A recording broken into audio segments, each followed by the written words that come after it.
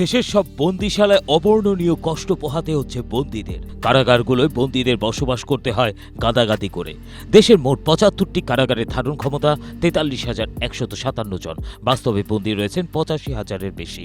এই অবস্থায় বন্দীদের ঘুম, খাওয়া কিংবা টয়লেট ব্যবহারের মতো মৌলিক চাহিদা মেটাতে প্রতিনিয়ত তীব্র যুদ্ধ করতে হচ্ছে। এমনকি কাশিমপুর কেন্দ্রীয় কারাগারে মাত্র ২০০ জনের জায়গায় ঠাঁই দেওয়া হয়েছে ৬৬৫ জনকে। তাদের অনেকের সঙ্গে রয়েছে আবার বেশ কিছু শিশু। অন্য কারাগারগুলোর হালও অনেকটা একই। কারাগারগুলোয় বড় বড় কড়াইয়ে যখন হাজার হাজার মানুষের রান্না হয়, তখন পুষ্টি উপাদান বজায় রাখা সম্ভব হয় না। কারাগারগুলোকে সংশোধনাগার হিসেবে গড়ে তোলার সরকারি যে লক্ষ্য রয়েছে, বন্দির চাপে তা ভেস্তে যাচ্ছে।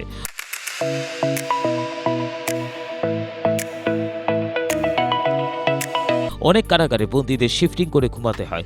তীব্র গরমে ছোঁয়াচে রোগ, চর্মরোগ ও শ্বাসকষ্টজনিত অসুস্থতা সাধারণ বিষয় পরিণত হয়েছে। পেটের পীড়া, ডায়রিয়া এখন কারাগারের নিত্য নৈমিত্তিক ব্যাপার।